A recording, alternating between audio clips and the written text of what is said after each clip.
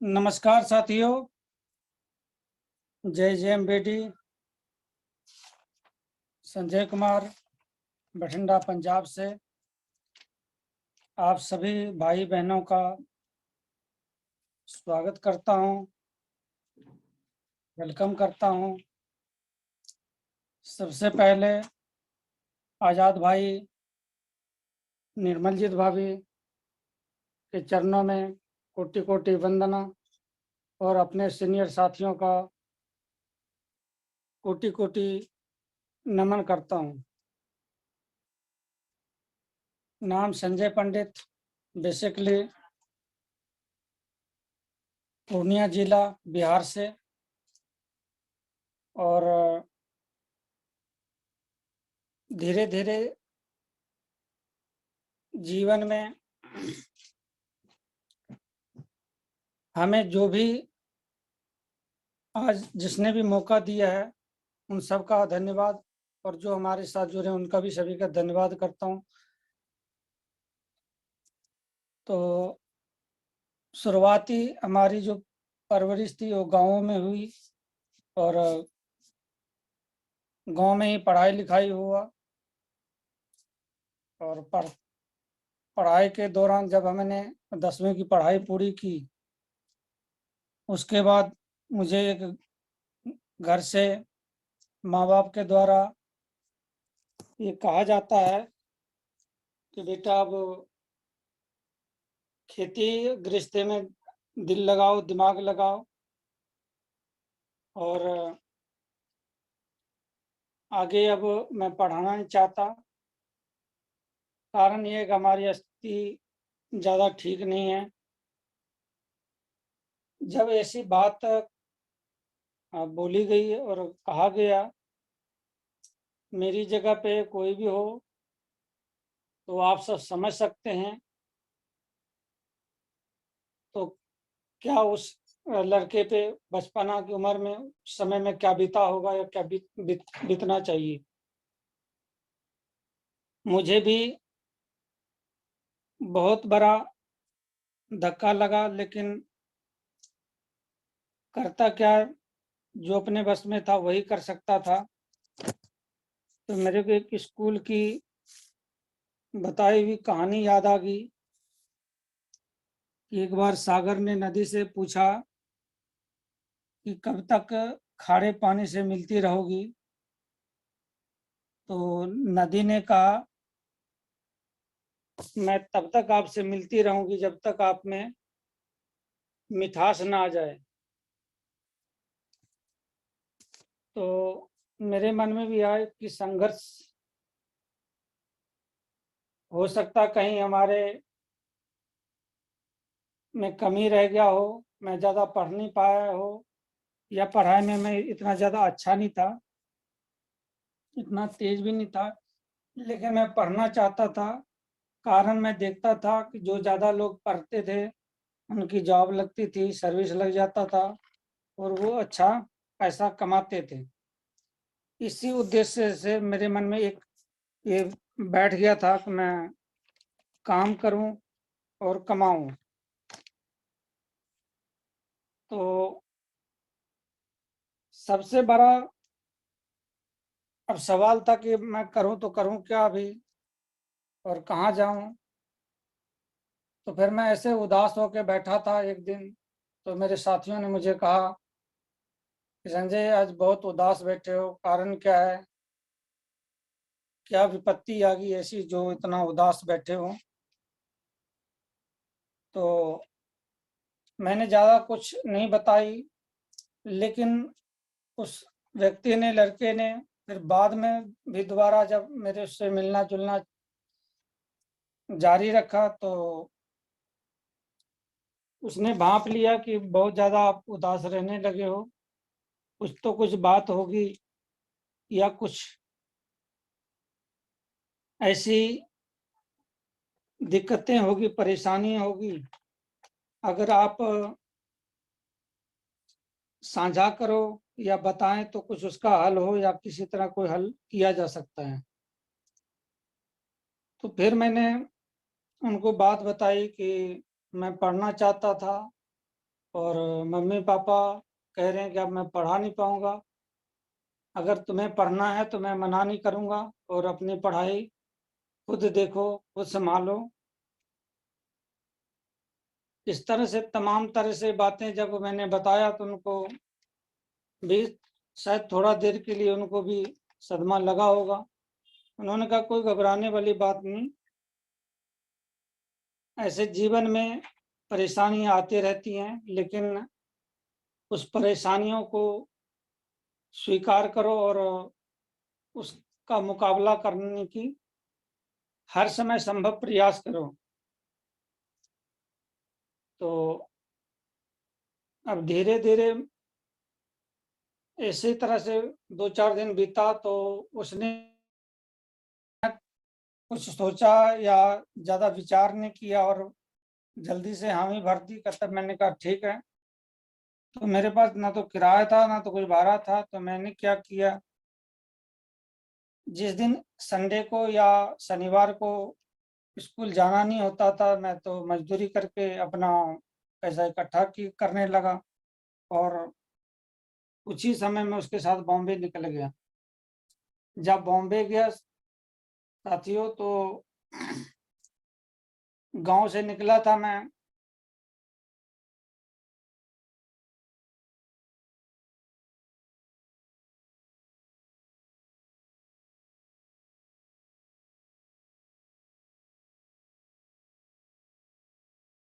लेकिन जो लोग बताते थे तो मैं उसी उद्देश्य से कभी जो अखबार लोग फेंका करते थे या अखबार बेचा करते थे तो रद्दी लेके कई बार पढ़ता था और वहाँ पे मजदूरी का काम शुरू कर दिया और मजदूरी किया करता था।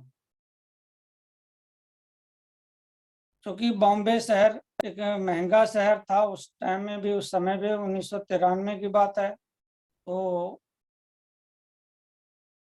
मुश्किल मेरे को ये लग रहा था कि मजदूरी में जितना मैं कमाऊंगा यहाँ पे किराए भाड़े में खाने में चला जाएगा। तो मेरे मन में हुआ कि मैं कुछ और एक्स्ट्रा मुझे करना चाहिए, तभी कुछ ना पैसे इकट्ठा हो पाएगा और मैं पढ़ाई कर पाऊंगा। रात को फिर मैंने बोतल इकट्ठा करना, अखबार चुनना, ये सब मैंने शुरू किया काम। कुछ समय किया और एक अखबार में ऐड आता है, देखा और उस पे लिखा था गुलामी मनुष्य का बहुत बड़ा दुखांत है। जब इस बात को पढ़ा तो मेरे को एक और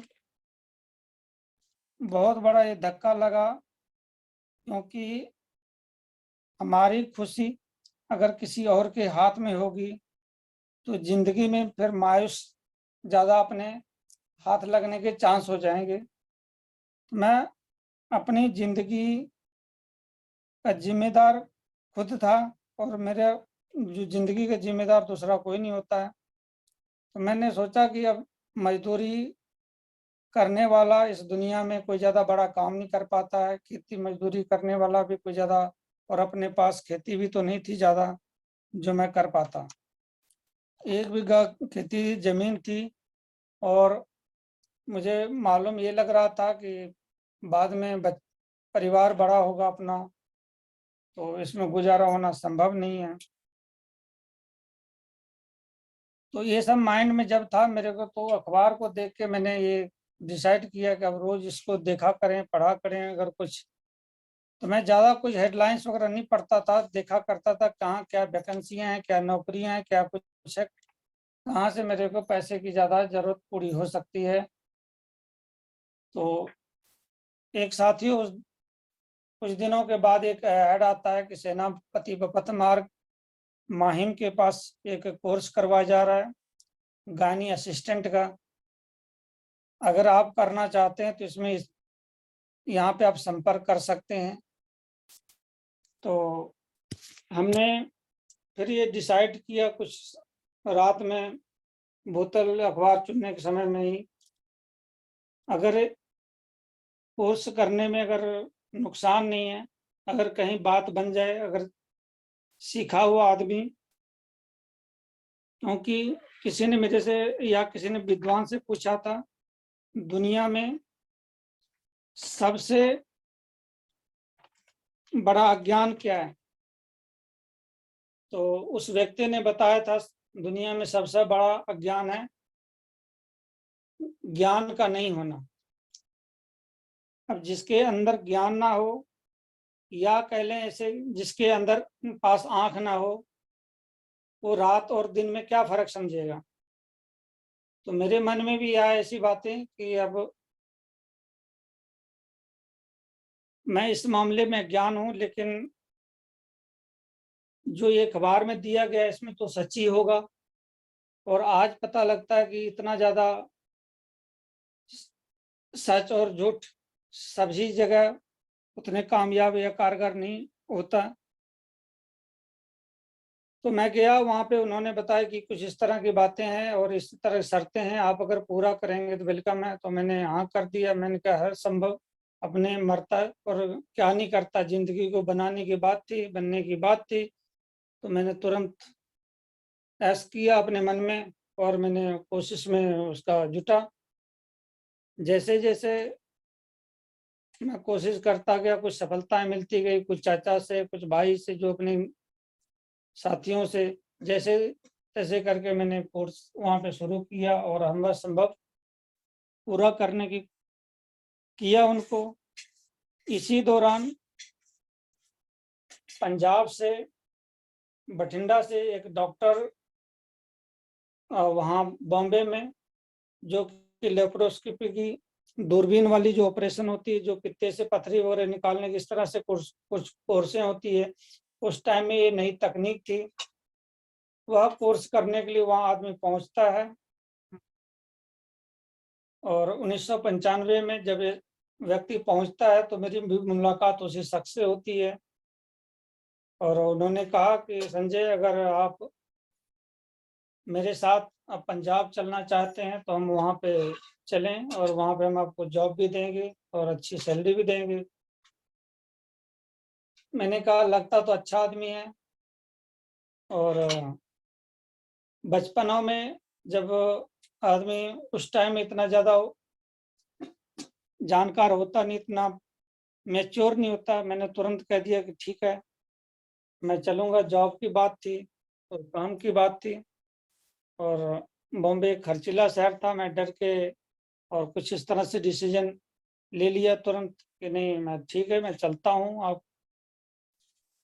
तो उनके साथ मेरा यहाँ पंजाब आना हुआ। आज पंजाब की धरती में पूरे पंजाब वासियों और पूरे यहाँ पूरे भारतवासियों को, तो मैं अपने भैया भाभी को, निर्मलजीत भाभी और आजाद सर का फिर से दोबारा से उनको कोटि कोटि नमन करता हूँ, जिनकी धरती पे हमें यहाँ बहुत सारे सपने को पूरा करने का अवसर मिला।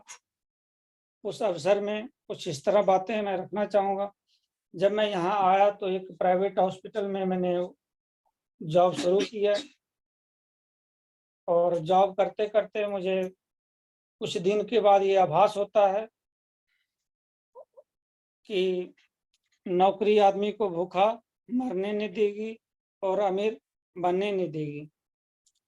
इसी कड़ी में मेरे को ये सवाल फिर से खाने लगा, क्योंकि डॉक्टरी लाइन में था, मैं स्टाफ मेंबर था और ज़्यादा समय नहीं मिला करता था वहाँ पे। और चूँकि मैं असिस्टेंट था तो सब बहुत सारी जिम्मेदारियाँ हुआ करता था। तो मैं कभी अपनी जिम्मेदारी से भागा नहीं और भागना भी उचित नहीं समझता था। धीरे धीरे ये बात जब मेरे को बिल्कुल माइंड में क्लिक करने लगा कि नौकरी आदमी को अमीर बनने नहीं देगा और भूखा मरने नहीं देगा, तो फिर मैंने सोचा कि कुछ ना कुछ और एक्स्ट्रा काम करूं या विकल्प के तौर पे करूं।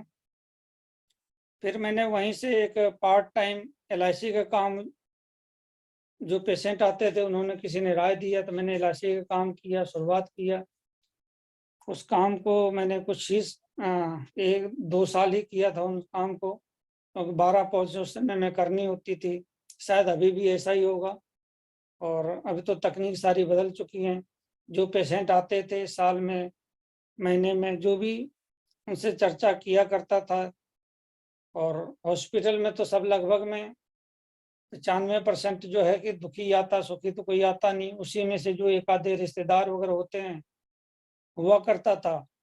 तो उनसे मैं चर्चा किया करता था कि जीवन में LIC का क्या महत्व है, अपने इंश्योरेंस का क्या महत्व है।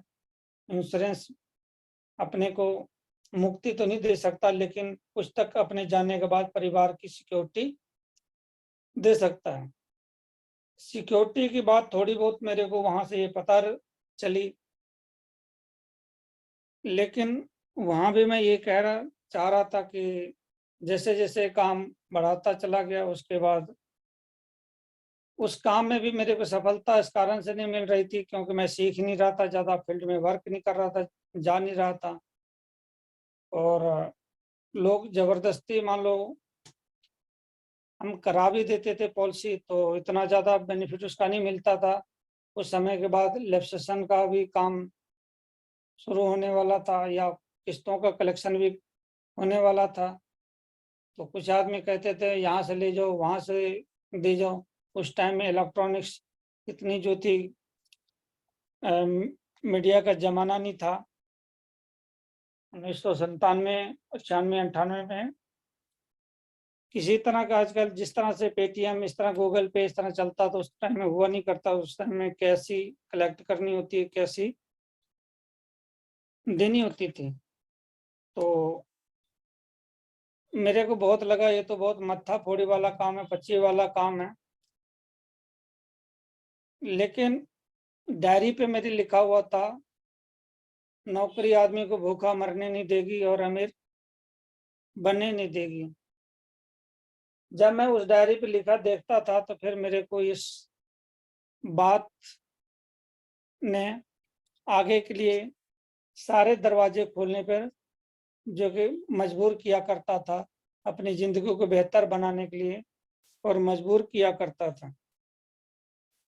धीरे धीरे कुछ समय बीता और मैंने काम किया वहाँ पे, LIC का भी काम करते रहा और कुछ समय और किया। फिर मैंने 2003 में अपनी एक मकान बनाई, जैसा कि आज सर ने टॉपिक दिया है। और मकान या दुकान, मैंने एक घर बनाया और घर भी अच्छा बनाया, लगभग में जितनी भी समर्था थी। मैंने अपने हिसाब से डॉक्टरी फील्ड में था, LIC भी किया करता था, जो भी कमाई हुआ मैंने उससे मकान बनाया, रहने लगा। फिर शादी हुई और बच्चे वगैरह की बारी आई, परिवार वगैरह बढ़ने लगा। और फिर मेरे को ये लगने लगा कि अब काम से भी, यहाँ भी LIC से भी ज़्यादा कुछ होने वाला नहीं है, बड़ा होने वाला नहीं है, क्योंकि मैं यहाँ से जा नहीं पाता हूँ। तो इसी संदर्भ में एक व्यक्ति से मुलाकात होती है। वो मेरे घर के सामने आता है बताने के लिए, बिजली का बिल देने आता है या नहीं पता क्या कहने आता है, लेकिन कुछ बातें चल रहा था। मैं घर के अंदर से, वो गेट के पास से सुना करता था उनको। तो कह रहे थे कि एक व्यक्ति ऐसा आया है जो कि सुल्तानपुर से हैं, और वो ये बता रहे हैं कि चाय पीने से पैसा आता है, नहाने से पैसा आता है, कपड़ा पहनने से पैसा आता है।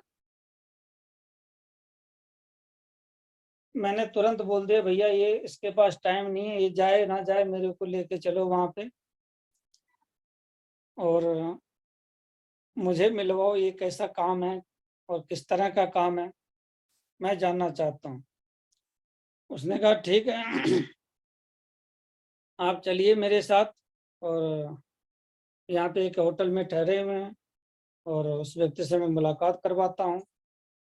तो मेरा वहाँ जाना हुआ, और जाने के बाद उस परमपिता परमात्मा के भेजे हुए तुल्य उस इंसान से, परमात्मा के समान उस इंसान से मुलाकात होती है, जिसका नाम राजेश श्रीवास्तव, अभी हम प्यार से दद्दा जी भी कहते हैं।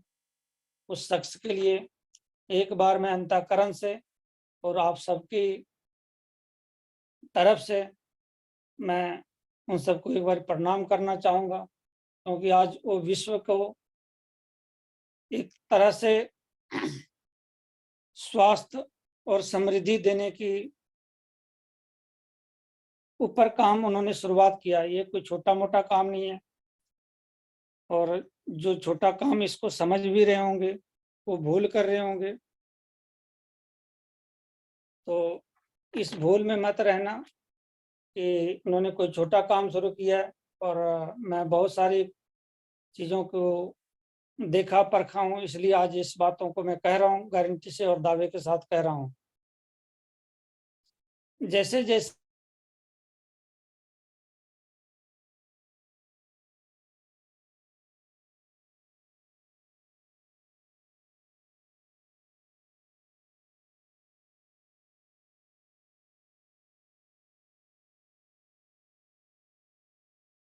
और आप ये बताएँ कि अगर आपको कोई कहे, दोस्त, रिश्तेदार, नातेदार, कि कल से नहाना बंद कर दें, क्या कर देंगे क्या? मैंने कहा नहीं। चाय पीना बंद कर देंगे क्या? मैंने कहा नहीं। नमक खाना बंद कर देंगे? मैं कहा नहीं। कपड़ा पहनना बंद कर देंगे? मैंने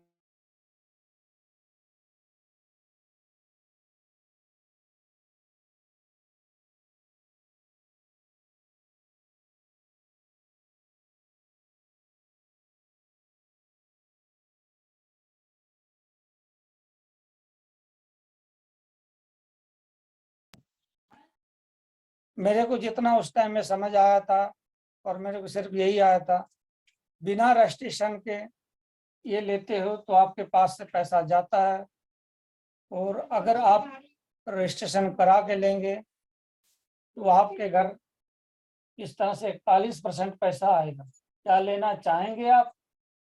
क्या रजिस्ट्रेशन कराना चाहें? तो मैंने क्या किया, उस कपड़े को लिया और सिलवाया, पहना।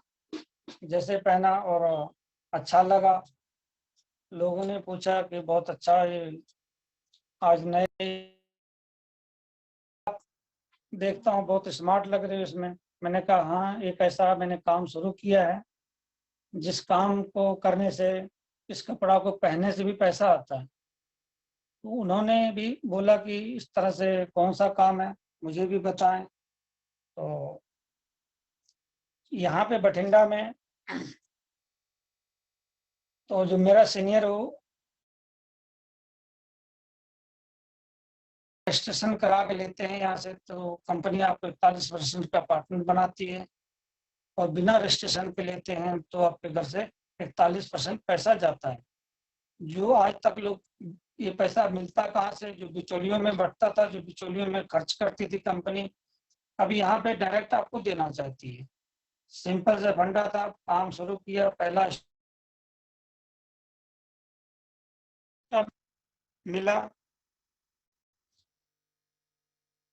और ये पहला मेरे को इतना खुशी हुआ कि पहला ऐसा था जो कि मेरे नाम से एक चेक कटा था, तो मैं प्राइवेट नौकरी करता था, कैश मिला करता था। तो इतना ज़्यादा खुश नहीं था, लेकिन उस 500 से इतनी खुशी मिली पहली बार ही, बहुत ज़्यादा खुशी आई। तो मैंने और लोगों को बताना शुरू किया। धीरे धीरे बताते बताते मैं लीडरशिप के मुकाम पे पहुंचा, और लीडरशिप जैसे पार किया, और मैंने फिर उसी दिन डिसीजन लिया कि जैसे मैंने एलआईसी में यहाँ पे रह के काम किया है, कहीं बाहर नहीं गया फील्ड में। जब मैं लोगों से किस्तें कलेक्ट करता या बाहर से निकलता तो लोग और ज़्यादा मिलते, मेरी कामयाबी और ज़्यादा होती, और ज़्यादा पैसे मिलते हैं। तो इसी उद्देश्य से मैंने नौकरी को बाय बाय किया और छोड़ा। और जिस मैं लीडरशिप पार किया, अगले महीने पता लगा कोई कंपनी बंद होगी, कुछ जांच में चली गई, और जांच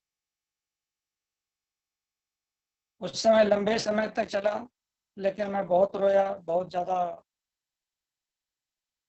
क्योंकि जो सपना था मेरा फिर से उसमें छेद हो चुका था, वो टूट चुका था। फिर मैंने वो डायरी देखी, उसमें वही बातें लिखा हुआ था। मनुष्य को आपको ये नौकरी अमीर नहीं बना सकती है, नौकरी आपको भूखा मरने नहीं देगी। जब इस तरह से ये बातें मन को फिर चोट लगा तो मैं बहुत रोया और फोन लगाया दद्दा जी को। तो दद्दा जी ने बड़े प्यार से एक शब्द कही मेरे कानों में, मैं आज भी वो बातें आप सबके साथ रखना चाहूँगा। उन्होंने कहा, संजय, इस तरह से जीवन में परिस्थितियाँ आती हैं, इंसान को और मजबूत बनाती हैं।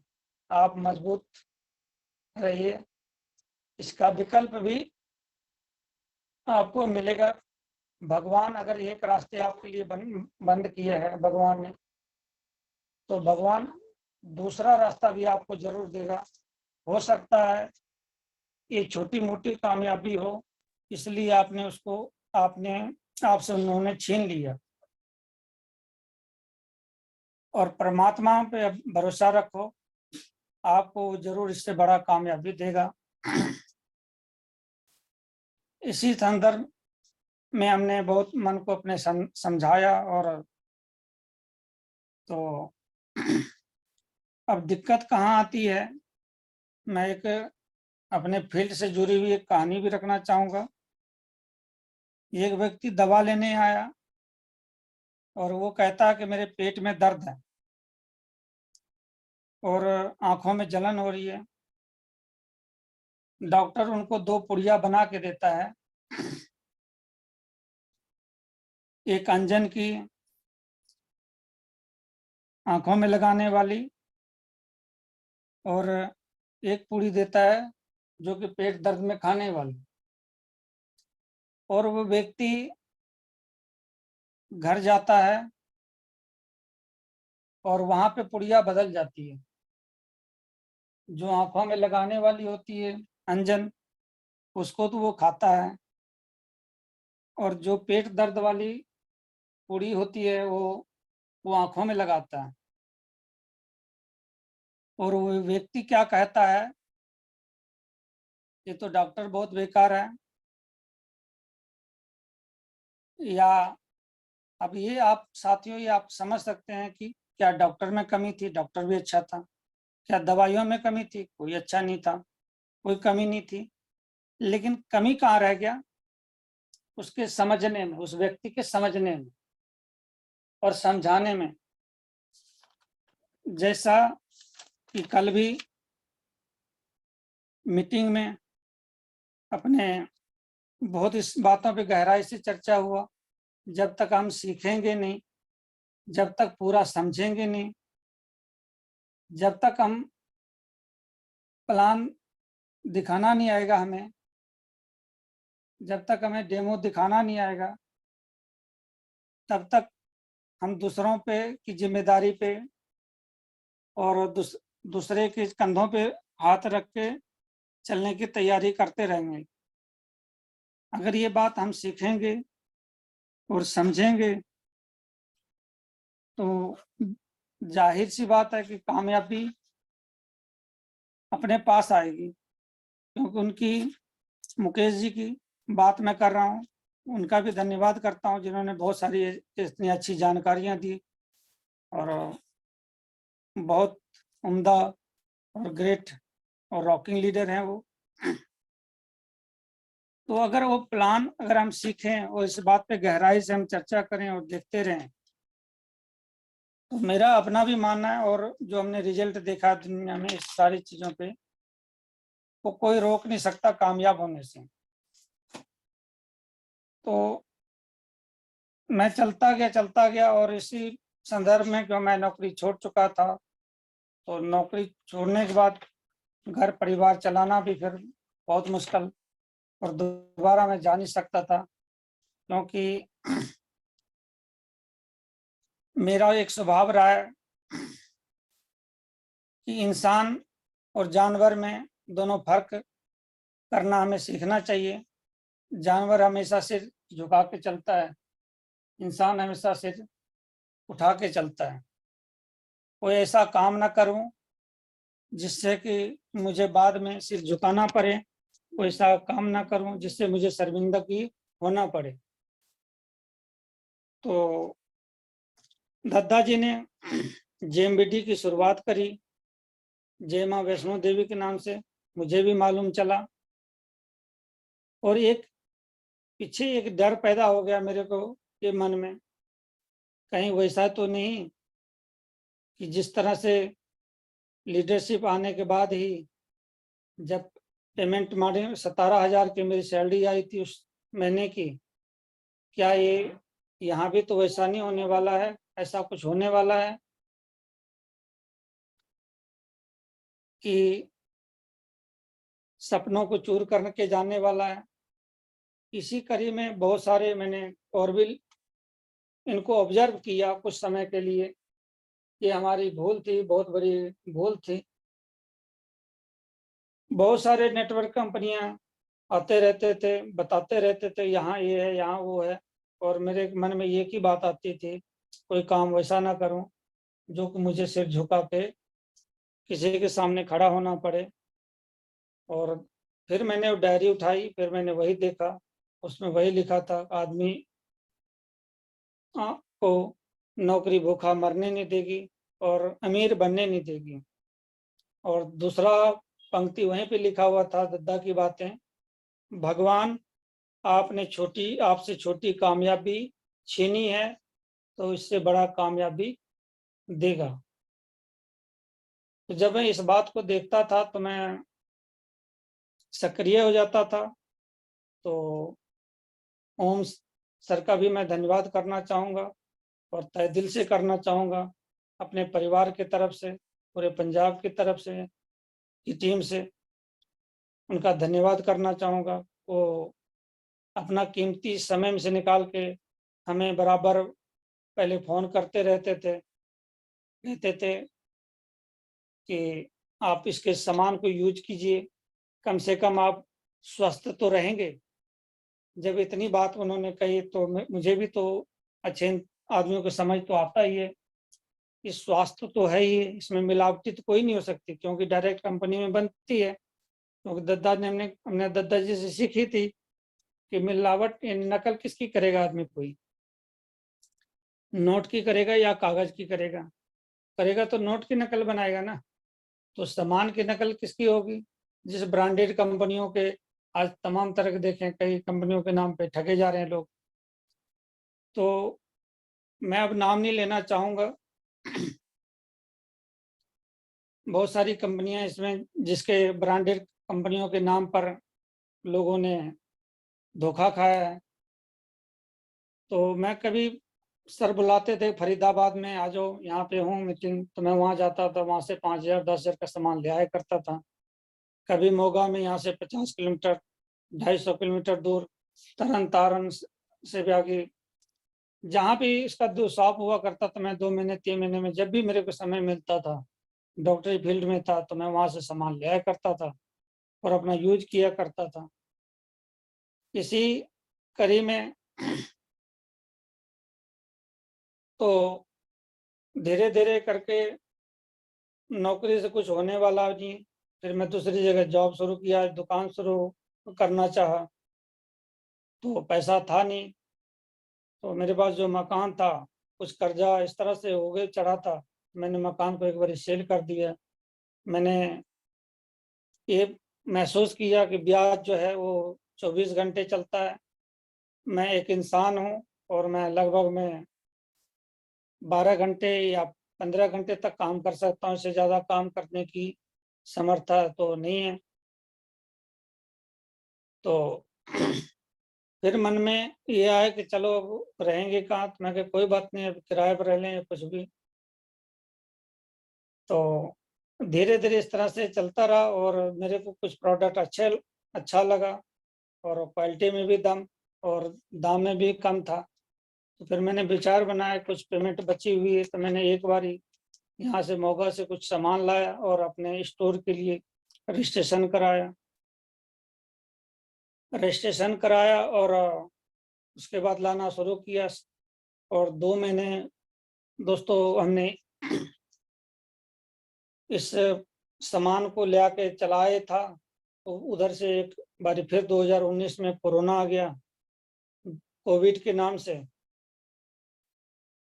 और मैं फिर फंसता हुआ नजर आया इसमें, क्योंकि कोरोना में प्रोडक्ट जितनी थी, जो भी था, और वो दुकान पे था, मैं वो सेल हो चुका था, मैं चलो दोबारा मंगाऊंगा इसको। तो मैं ये तो संजीत तेरे साथ तो बहुत अन्याय हो रहा है। लेकिन फिर मैंने वो डायरी दिखाई और देखी, जिसमें लिखा था कि नौकरी भूखा मरने नहीं देगी और अमीर बनने देगी। और दद्दा की बातें, दूसरी बातें दद्दा की थी, जिन्होंने ये कहा था, भगवान तेरे को, आपको अगर छोटी कामयाबी छीनी है तो बहुत बड़ी कामयाबी देगा। तो प्रोडक्ट शॉप पर, मैं घर पे, क्योंकि पूरा शहर में ना तो कुछ दुकान खोलने की इजाज़त, ना तो कुछ लाने की इजाज़त। तो उस समय ऐसे बीता, 3 महीने के बाद मेरे को भी, मुझे भी इस सिस्टम से, जो प्रोडक्ट था, कुछ घर में मसाले या पंचम तुलसी इस तरह का प्रोडक्ट था, तो मुझे कोरोना हुआ। और कोरोना होने के बाद धीरे धीरे पूरे परिवार में इस तरह से फैला, और मैंने महसूस किया कि इस दुनिया में अब तो कुछ नहीं है।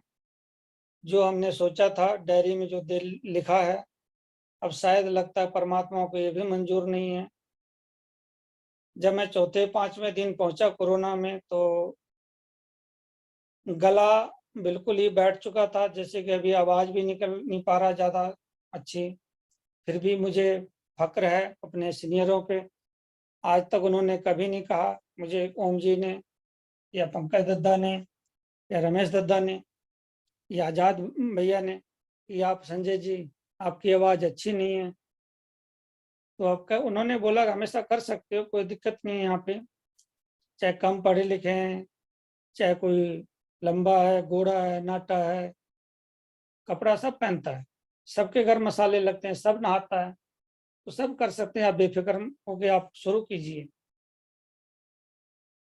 तो इसी कड़ी में हमने दोबारा ये निर्णय लिया कि इस काम को कैसे बढ़ाएं। लेकिन अब तो जान तो जाने वाली थी। फिर मेरे को एकदम से एक बात याद आती है कि घर में एक तुलसी पड़ा है, एक बारी उसको नाक में डाल लूं, देखता हूँ मुंह में डाल लूं, कुछ शायद फायदा हो जाए मेरा। और जैसे इस बात को मैंने याद किया, तो बच्चों से, छोटी गुड़िया है पूजा, उनसे मंगवाया, उन्होंने दिया मुझे। जैसे मैंने नाक में डाला, तो समझो कि साक्षात मुझे ये लगा कि परमात्मा ने ही इस प्रोडक्ट को बनाया हो। और गला थोड़ा सा खुलना शुरू हो गया। साथियों, मैं इस तुलसी की वजह से ही मैं अपने जीवन को मैं सुदृढ़ बचा पाया। अगर आज तुलसी नहीं होता तो शायद मैं आज सबसे बात नहीं कर पाता। आज जिन्होंने भी मौका दिया बोलने का इस प्लेटफार्म के मंच पे, और मैं उसका भी बहुत बहुत धन्यवाद करता हूँ। तो इस तरह से फिर मेरे मन में, जैसे मैं ठीक हुआ, कुछ व्यवस्था आई, तो फिर मैंने ये निर्णय लिया, उसी दिन से कसम खाई कि अब इस सिस्टम को, जेविंडी सिस्टम को, जय माँ वैष्णो देवी के नाम को और रोशन किया जाएगा। कागजों में तो जॉब, मनी, वैल्यू, ड्रीम होती है, और बोलचाल में हम जय माँ वैष्णो देवी कहते हैं। तो इसको एक मैं डिसीजन लेता हूँ, फिर वही बात मन में, जहन में आती है, डायरी पे लिखी रहती है। प्रयास जारी है। कुछ लोग हमें इस फील्ड में अब जो मिलता है, तो उस फील्ड में कुछ इस तरह से घटना भी घटती है कि एक 30 साल पहले की कहानी है, मैं उसको रखना चाहूँगा। तो वो कहानी इस तरह से है कि एक गांव से आदमी जाता है बाजार और घर में विचार मशवरा करता है कि बाजार से क्या लेके आए। घर में उसकी घरवाली या परिवार ये बोलती है कि बाजार में बहुत सारे ठग हैं, आप जरा संभल के कोई चीज खरीदना। तो जो भी चीज मिले आपको उसको ढंग से खरीदिएगा, कोई आपको ठग ना ले। तो बाजार में जैसे वो आदमी पहुंचता है उनको एक छाते पे नजर पड़ती है। तो दुकानदार से पूछता है कि ये छाता कितने का है। वो आदमी बोलता है कि दुकानदार बोलता है कि उनको एक छाता जो है 50 रुपये का है। वो आदमी कहता कि जो गांव का वाला व्यक्ति था वो तो घरवाली से पढ़ के गया था और बोलता है उनको मैं तो इनका 25 दूंगा। तो दुकानदार कहता है यार कैसी बातें कर रहे हो। कहता तो ऐसे करो भैया, आपने अगर लेना है तो एक ही दाम लग जाएगा, जितने का मेरे को मिला है मैं आपको उतने का ही छाता लगा देता हूँ। ऐसे करो कि 40 दे जाओ और छाता ले जाओ। गांव का व्यक्ति जो था वो कहता है कि मैं तो 20 दूंगा, क्योंकि वो घर से पढ़ के गया था, जितना बोले दुकानदार उसका आधा बताना। तो दुकानदार कहता है यार अगर लेना है तो सही मोल भाव लगाओ और ले जाओ।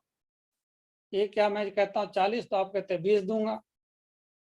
ऐसे करो आप, ना आपका ना मेरा, तो 30 दे दो, 30 में ले जाओ। अगर वो दुकान ग्राहक कहता कि नहीं अब तो मैं 15 दूंगा, अगर देना है तो नहीं तो मैं नहीं लूंगा। अब फिर वो दुकानदार कहता है झल्ला के यार तेरा दिमाग खराब है, लेना सही कर, चल तू ऐसे कर 20 निकाल तो ले जा। अब वो कहता है आदमी मैं 10 दूंगा, अगर 10 में देना है तो दे दे, नहीं तो मैं नहीं लूंगा। दुकानदार कहता है फिर फ्री में क्यों नहीं लेता। तो वो गांव वाला व्यक्ति कहता है फिर तो मैं दो लेके जाऊंगा। तो साथियों कहने का मतलब ये है कि हम जाते हैं बाजार में, कई आदमी अपने को ऐसा भी मिलता है कि जो चाहेगा कि मुफ्त में सब चीज मिल जाए, और मुफ्त में कभी कोई चीज मिलती नहीं है। क्योंकि हमने भी सीखा है, जो आपने भी अनुभव किया होगा, मुफ्त में वही चीजें मिल सकती है जो संघर्ष करने वाले लोग छोड़ जाते हैं। तो हमें अपने ऊपर भरोसा करके और इस तरह से आगे की प्लानिंग करनी है। आगे एनिवर्सरी भी आने वाली है 23 अप्रैल को, और दिन समय कम बचा हुआ। तो लोगों का काम है कहना और कहते रहना। तो बाजार व्यवस्था आज जो भी हो उसमें एक अहम रोल जेएमबीडी का भी होने वाला है। इसको हल्के में नहीं लेना है, क्योंकि जैसे कि महेश अस्थाना जी, उसको भी मैं प्रणाम करता हूँ, बताते हैं कि आने वाले समय में ऑनलाइन की कितनी महत्ता है। मैं इस बात पे भी ज़्यादा नहीं जाऊँगा, तो बहुत गहराई से वो बताते हैं, उन्होंने बताया है। तो अब बात थी कि अब मैं जमीन फिर दोबारा घर खरीदूं या दुकान करूं। मैंने यही निश्चय किया, दुकान और मकान में सिर्फ एक अंतर है। आज मैं जो पैसा है कुछ कर्ज वगैरह लेकर के मैं मकान बना भी लूं, मैं कुछ इस समय इसमें शांति से रह सकता हूं, क्योंकि अगर कर्ज होगा तो हमें वो बेचैन रखेगा। अगर दुकान में प्रोडक्ट रहेगा, अगर कमाई आती रहेगी तो मेरे को ये चैन देगा, सुख शांति देगा। तो हमें साथियों इसी उद्देश्य पर हमने पहले दुकान को चुना, और यहाँ पे एक बठिंडा में बब स्टोर की शुरुआत किया और हमरे भैया ने और भाभी ने दोनों ने आके आशीर्वाद दिया। मैं उसका तहे दिल से धन्यवाद करना चाहूँगा। और इसके बाद धीरे-धीरे इस काम को मैं सीखने की कोशिश किया और हर हमेशा आजीवन तक सीखने की कोशिश करता रहूँगा। और जितनी मैं तेज़ी से सीखूँगा अब, उतना तेज़ी से मैं काम कर पाऊँगा, आगे कामयाबी पे जा पाऊँगा। क्योंकि बिना सीखे आदमी उस एक अनजान और उस पेट दर्द वाली पुड़िया की तरह आदमी बन जाएगा, जो गलती से जो हमें सफल बना सकता है चीज़ें, जहाँ से हमें सफलता मिल सकती है, अगर हम उसको पीछे छोड़ दें, तो हम भी पीछे रह जाएँ। तो जैसा कि कल मुकेश जी ने बताया, हमें खुद ही ज़िम्मेदारी ये लेनी होगी, खुद ही हमें सीखनी होगी, डेमो दिखाना, प्लान दिखाना, लोगों को फील्ड में जाना, टीम के साथ काम करना। जैसा कि आज मैं देख पा रहा हूँ कि दिन-रात सीके सर कुशवाहा जी, मैं तो उनका भी धन्यवाद करता हूँ। उसका नाम सीके कुशवाहा जी होना चाहिए, क्योंकि लोगों के घरों में वो खुशियाँ बाँट रहे हैं, लोगों के घरों में रोज़गार पहुँचा रहे हैं। क्योंकि एक दिन खाना खिलाने से तो सिर्फ़ एक दिन की खुशी मिल सकती है। वो हमेशा जन्मों-जन्मों की का खाना वो खिलाने के लिए लोगों को घर-घर तक जाके बताते हैं। इसी कड़ी में अपने अलका मैडम, बाकी स्नेहा जी, रानी जी, रुद्र प्रताप, सब तमाम तरह के ऐसे उदाहरण बनने वाले हैं, जिन्होंने बीड़ा उठाया है और इस जेएमबीटी के माध्यम से ये सबको स्वस्थ भी करेंगे और समृद्धि भी करेंगे। इस तरह से जब एक विकल्प एक मन में कोई ठानता है बातों को, तो निश्चित है उसका परिणाम भी कुछ अच्छा ही आता है। तो एक बार की कहानी है, और मैं घर में खाना खाने बैठा था, तो एक दोस्त सज्जन आए बहुत, तो दोपहर का समय था, तो खाना खाने लगा। तो जैसे ही वो आ गया तो खाना खा ही रहा था, तो मैंने कहा कि भाई आप भी आओ, बैठो, दोपहर का आपने खाना तो नहीं खाया? उन्होंने कहा कि नहीं खाया खाना। मैंने कहा कि फिर खाइए, आ जाइए, आइए बैठिए। कहता ठीक है, खा लेते हैं। तो बैठा वो, तो खाना लगाया गया उनके लिए। तो जैसे उन्होंने, मैंने कहा कि आप खाइए, इसको शुरू कीजिए। तो वो खाए ना, कभी इधर देखे, कभी उधर देखे। मैंने कहा यार, आदमी विचित्र है, अजीब है ऐसा आदमी, कि कहा कि मैं अभी खाना नहीं खाया, भूखा हूँ, फिर खा भी नहीं रहा है। और मैं कहा हो क्या गया? मैं कहा कोई बात नहीं। तब तक मैंने अपना खाना जारी रखा। इतने में 1-2 मिनट निकल गया, मन में कुछ सोच रहा था, और जैसे सोच ही रहा था, उन्होंने फिर उसने कहानी अपनी शुरू किया। मैं कहा बताइए अब क्या है बातें? तो उन्होंने कहानी कुछ इस तरह से रखा, उस व्यक्ति ने कहा कि आज तो हमारी जान बहुत मुश्किल से बच पाई है। मैं कहा ऐसा क्या हो गया? कहता मैं खेत गया था आज, वहाँ से आ रहा था, तो आने के साथ ही मेरे को यहाँ से वो पापड़ की थाली तक इतना बड़ा सांप मिल गया था। उन्होंने क्या कहा, यहाँ से वो पापड़ की थाली तक इतना बड़ा सांप मिल गया था। मैं बड़ी मुश्किल से वहाँ पे बचा हूँ। मेरे को समझ में आ गया, परिवार ने, बच्चों ने उनको उसके थाली में पापड़ नहीं दिया था। यानी 200 रुपये का, 500 रुपये का भोजन उसके थाली में, कई बार अपने को ऐसे भी आदमी मिलेंगे साथियों, उनको 500 रुपये भोजन थाली में नजर नहीं आता था, और 5 रुपये के पापड़ पे उसका नजर बारी बारी जा रहा था। तो अगर हम प्लान पे, सुख समृद्धि पे या इसके स्वास्थ्य पे अगर चर्चा करेंगे, अगर पूरा प्लान नहीं बताएंगे, डेमो का नहीं दिखाएंगे, तो हम इस कहानी के माध्यम से हम सिर्फ ये बताना चाहते हैं, आपको कहना चाहते हैं कि आदमी का ध्यान अगर हम इस पे नहीं बताएंगे पूरा, इसमें से मिल क्या सकता है, आने वाले समय में कहाँ जा रही है ये, और कितना बड़ा विजन लेके चला ये जेएमबीडी।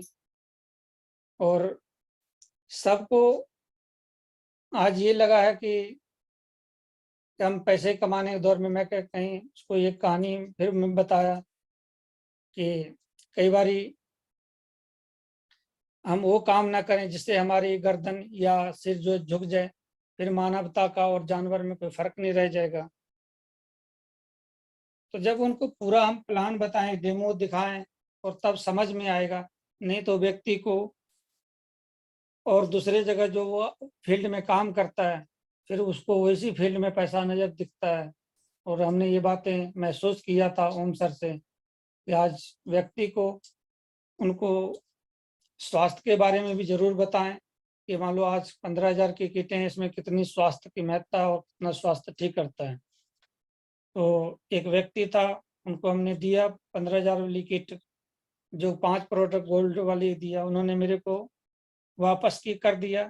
फिर मैंने दिमाग लगाया, हिसाब लगाया, तो उसके घर में एक बीमार था व्यक्ति, मैं इस विदेश से दे आया था।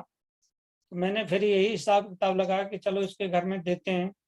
मैंने क्या किया, 2 दिन के बाद उसके घर में 2 प्रोडक्ट दिया है। फिर 5-7 दिन में जब खत्म होने वाली थी, फिर मैं 2 और छोड़ा है। और फिर कुछ दिनों के बाद मैं 1 प्रोडक्ट और छोड़ा है। पांचों में दे के उससे 20,000 रुपये ले आया है। तो आदमी कई बारी समझाना चाहे तो जल्दी समझता नहीं। तो समझने और समझाने का जो फर्क है, कई बारी अगर हम मेरे मन में रह जाता, जब मैं समझाता था उनको, अगर समझाने में फर्क रह जाए तो इसी वजह से ये विडंबनाएं चालू होती है। इसी तरह से वो विडंबनाएं आती है, कोई आदमी हमें वापस करता है।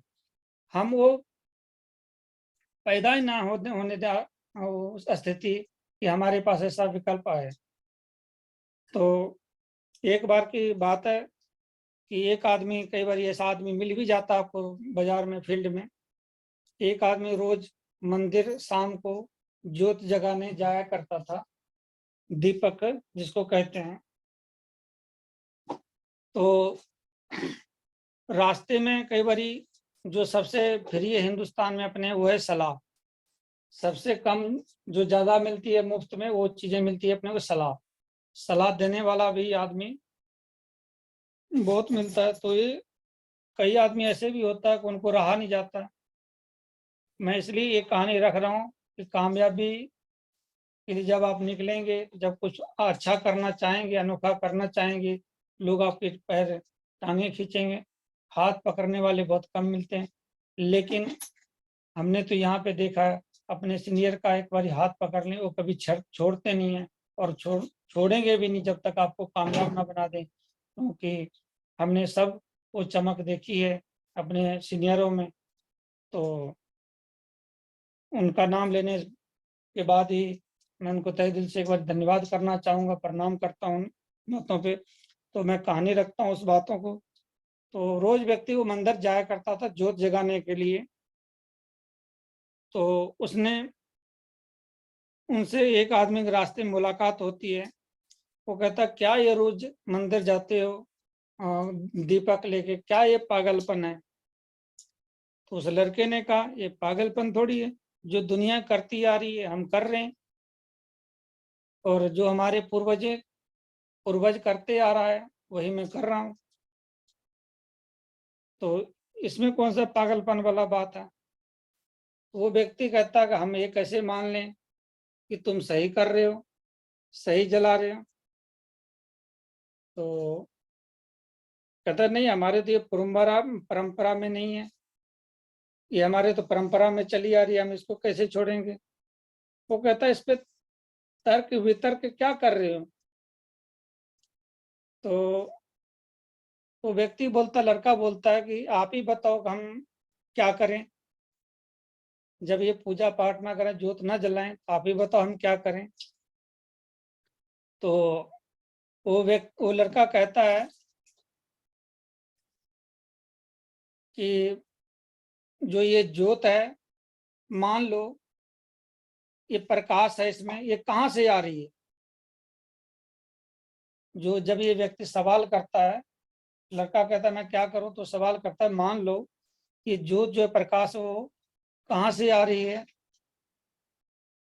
तो उस लड़के ने सोचा कि अगर इसको बता दूं कि ये ज्योत हम माचिस से आई है, तो फिर ये पूछेगा कि माचिस में कहाँ से आया। अगर ये बता दूं मैं कि घर से आया है, दुकान से आया, फिर ये पूछेगा दुकान कहाँ से आया।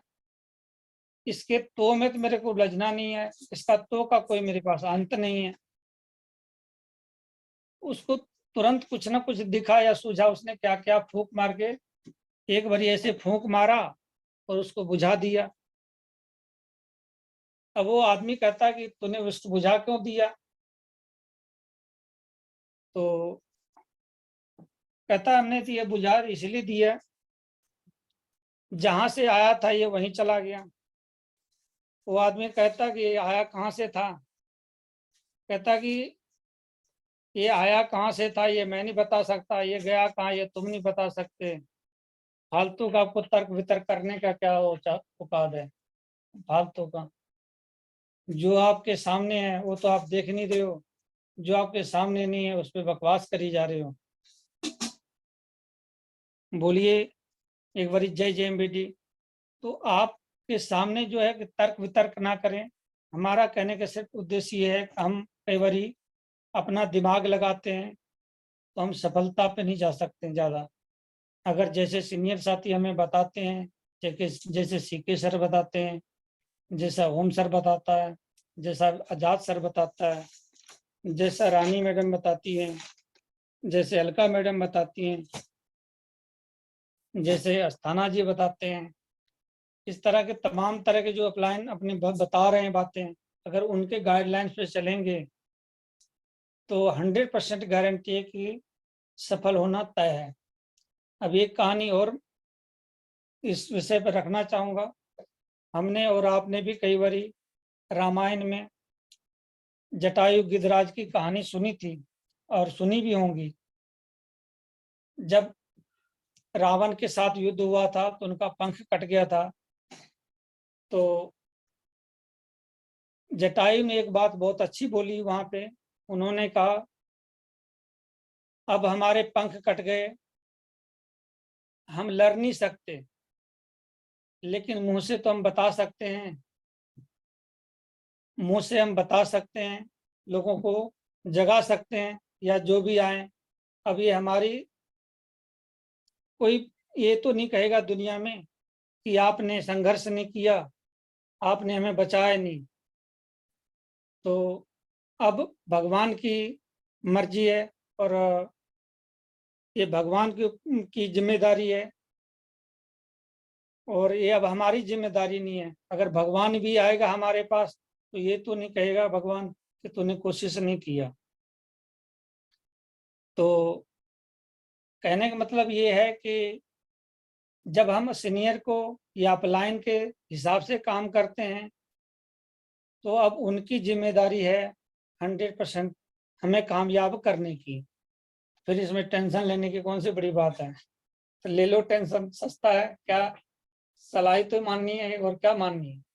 जैसे जैसे कहते हैं डेमो सीखिए, लोगों को बताइए, बताने में क्या जाता क्या है। धीरे धीरे इस तरह से अगर हम लोगों को अगर बताते हैं, कई बारी लोग तो बहुत सारी कमियां निकालेंगे। अब कहें, अब एक बारी हमने फील्ड में कुछ दिन पहले किसी के पास रखा कि आपके पास कोई भी पुराने से पुरानी समस्या हो तो आप यहाँ आइए, अपने पास सभी बीमारियों का समाधान है। उसने कहा कि बिल्कुल ठीक है। कहता पुरानी चीजें तो अच्छी होती हैं, जैसे घी भी अच्छी होती हैं। मैंने कहा कि भैया रोटी 5 दिन की अच्छी नहीं होती है, सभी चीजें अच्छी नहीं होती है। और अच्छाई करने के लिए आपको पूरी जानकारी लेनी पड़ेगी, तभी आपकी जिंदगी अच्छी होगी। उन्होंने कहा बिल्कुल सही है। साथियों, अब समय भी ज़्यादा होने को चला है, तो मैं एक कहानी के माध्यम से आज की मीटिंग को विराम देना चाहूँगा। एक व्यक्ति जून में शादी करके आता है और घर पर माँ उसकी छाती से लगाता है उस लड़के को कि बहुत अच्छा बेटा बहू लेके आया है। जून का महीना था, दोपहर का समय था। जैसे माँ ने उसको गले से लगाया, छाती से लगाया, लड़का बोलता है कि माँ, मुझे तो नहाने का मन कर रहा है। उसकी मम्मी कहती है, बेटा इसमें सोचने वाली कौन सी बात है, नहा ले। कि तूने तो बहुत अच्छा काम किया, आज बहू को लेके आया है। तो लड़का कहता है कि माँ, नहाने का तो मन कर रहा है, पर पानी गर्म कर दो, मुझे तो ठंड लग रही है। माँ कहती, इतनी गर्मी है, 2 बज रहे हैं जून में, और तेरे को ठंड लग रही है। वहीं पे उसकी बहू सुन रही थी। उसने तुरंत जो कि अपना चूड़ी फोड़ना शुरू कर दिया। अब उसकी माँ जो थी, उस लड़के के मम्मी यानी बहू की यानी लेडीज की जो सास थी, अब वो गालियां गलौज करने लगी, कुलक्षणी कहाँ से आई है, क्या कर रही है, चूड़ियां फोड़ रही है, तेरे को शर्म नहीं आती है, फलाने ऐसी तरह की बातें। माफी चाहूंगा अगर किसी को ठेस लगे, लेकिन इसका मर्म बहुत अच्छा आएगा। तो बहू उसकी लेडीज ने बहुत अच्छा एक जवाब दिया उन्होंने सुन। तो उस लेडीज ने कहा, औरत ने कहा, जो नई नवेली दुल्हन आई थी, कहता जब गर्मी में इतनी जून के महीने में दोपहर में वो भी जब इसको ठंड लग रहा है,